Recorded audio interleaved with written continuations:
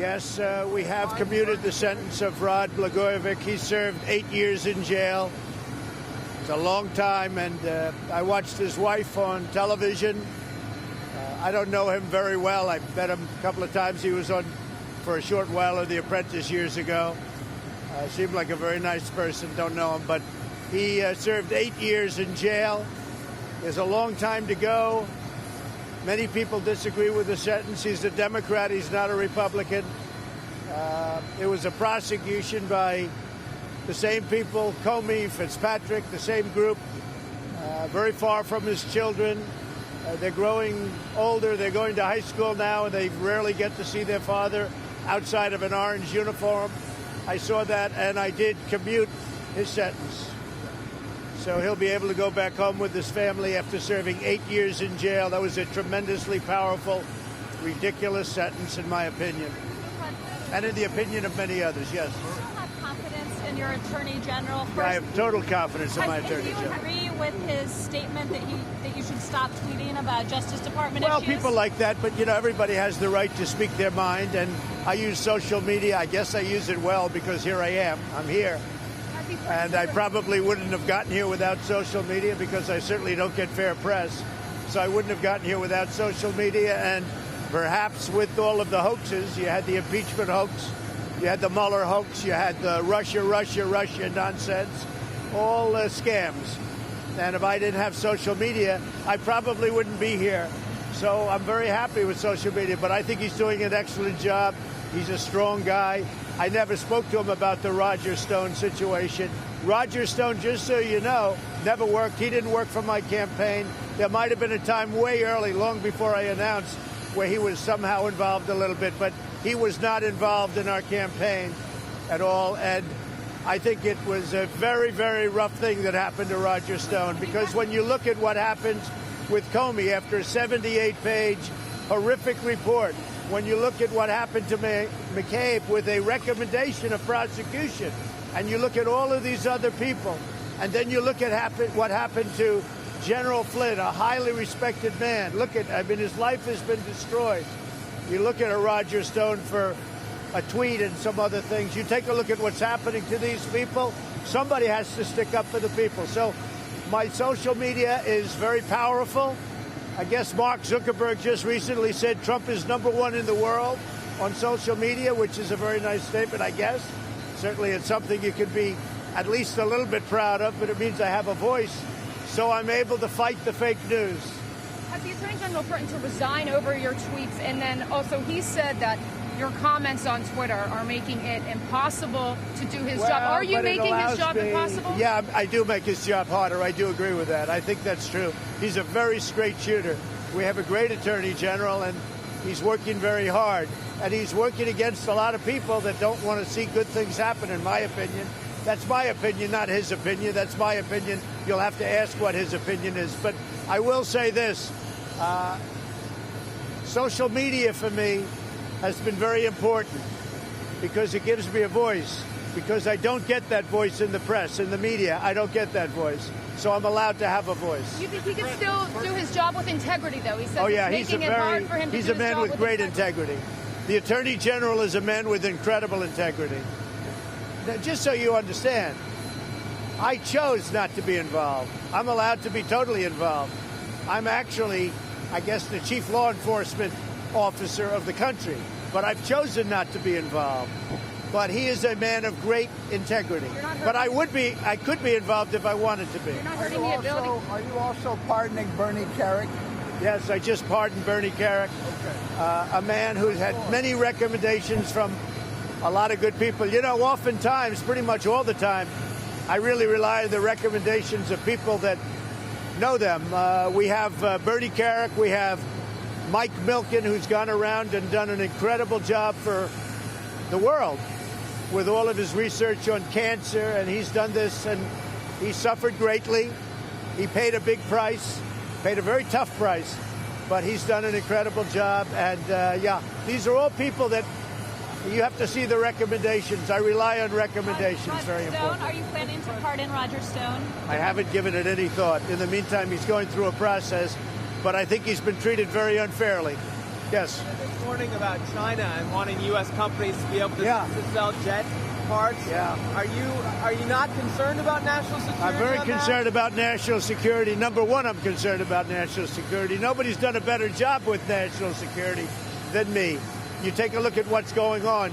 We've done a great job on national security. A lot of countries are a lot different now than they were when I started.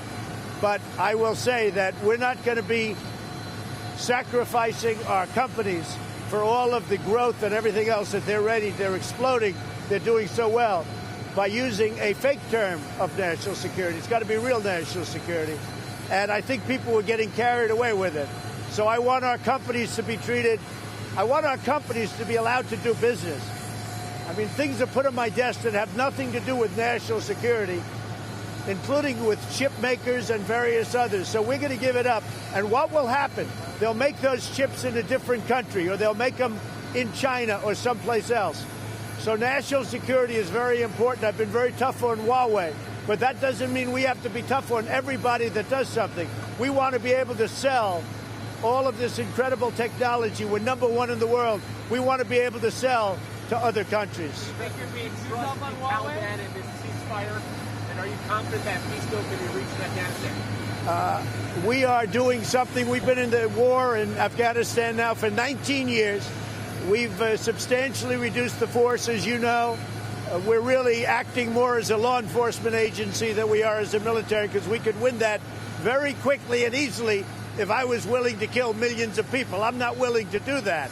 I'm not willing to do that. We'd win that so quickly your head would spin. And I'm not talking about nuclear. I'm talking about very conventional. But I'm not willing to kill millions of people. So we are negotiating with the Taliban. We've been negotiating with them for a while. We will see what happens. It's a chance of making a deal. There's a chance. I can't believe it's so quiet all of a sudden. I saw that there's a Senator Murphy met with the Iranians. Is that a fact? I just saw that on the way over. Is there anything that I should know? Because that sounds like to me a violation of the Logan Act. Can I ask about Venezuela, sir? Yeah, what happened with that? Did you read about Senator, or hear about Senator Murphy met with the Iranians? Well, they ought to find out about it. If it's true, I don't know. It just came out as I was leaving the car. And as for Venezuela, sir, do you think Guaido is still the guy to get Maduro out of office? Well, he's the person that the country right now prefers, and that's what I go with. We'll see what happens. We put additional sanctions on, very strong sanctions, this morning on Venezuela.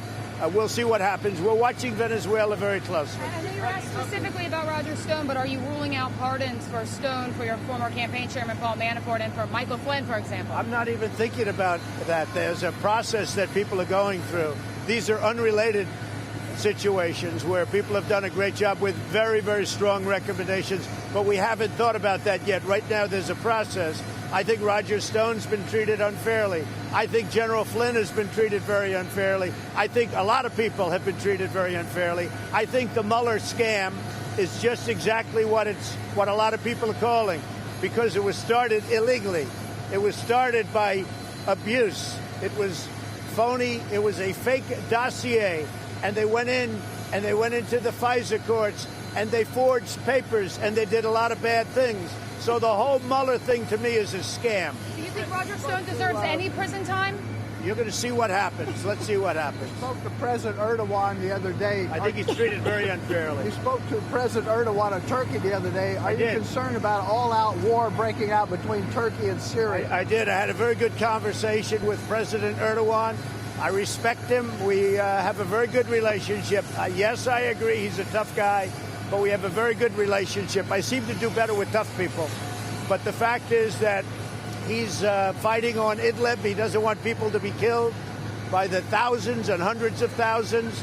And he called me about that and other reasons. But we spoke about Idlib, and we're working together on seeing what can be done. What's the solution? Well, it's a very tough solution. You have a lot of warring going on right now.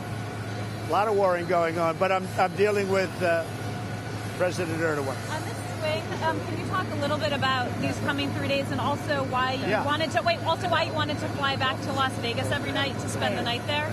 Well, I don't know exactly the schedule because I don't set the schedule.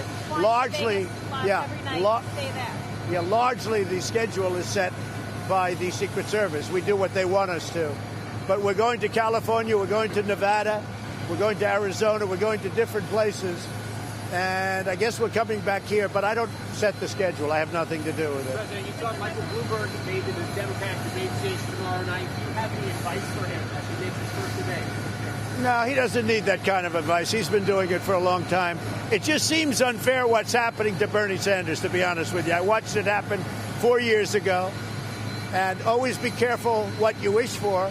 And I'm not wishing for anything. Whoever it is, I'll be very happy. But it seems that Bernie Sanders and that whole big section of the Democratic Party, or as I call it, the Democrat Party, which is really the correct name, it seems they're being taken advantage of like they were 4 years ago. What's your campaign strategy for being in Nevada while the Democrats are focusing on the caucuses there? Well, I'll be making a speech in Nevada, and that will be probably the day before, I guess, as they have it arranged. It seems to be pretty effective. We got more votes than any incumbent president in history in Iowa and in New Hampshire, as you saw. And in that case, I went just before the day before, and I went the day before in both cases, Iowa and New Hampshire. So it seems to be effective. I'll be going to South Carolina. They're working that out now, probably the day before. But, you know, look, we have a big voice, and we might as well use it. Are you still satisfied with how President Xi is handling the coronavirus? I think President Xi is working very hard. As you know, I spoke with him recently. He's working really hard. It's a tough problem. I think he's going to do... Look, I've seen them build hospitals in a short period of time. I really believe he wants to get that done, and he wants to get it done fast.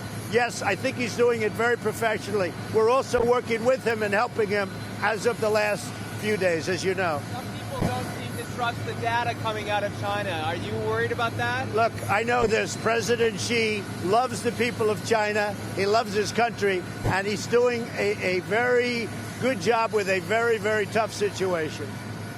President, Senator Graham is traveling with us. Do you want to talk to him about the Judiciary Committee doing any investigation?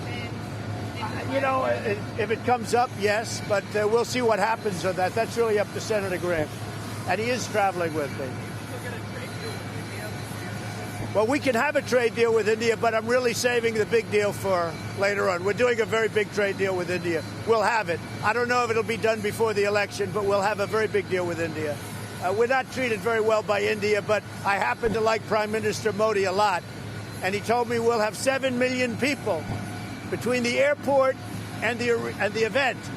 And the stadium, I understand, is sort of semi under construction, but it's going to be the largest stadium in the world. So it's going to be very exciting. But he says between the stadium and the airport, we'll have about 7 million people. So it's going to be very exciting. I hope you all enjoy it. Are you going? Are you going, Steve? I hope so. Are you going, Jeff? I hope you're going, too. All right. Okay? So I'll see you maybe in the plane. How are you? Marriage is good? Huh? One other thing. Is there a search underway for Anonymous? Remember Anonymous? Yeah, there is. It's not so much a search. I know who it is. Can't tell you that. Why not? Why not? But I know who it is. But we won't get into it. People know it's a fraud. I know who it is, and I know who some of the leakers are. But some of the leakers don't exist. It's made up by the press. So, you know, they say 9 people have said, or 2 people have said, and those people don't exist.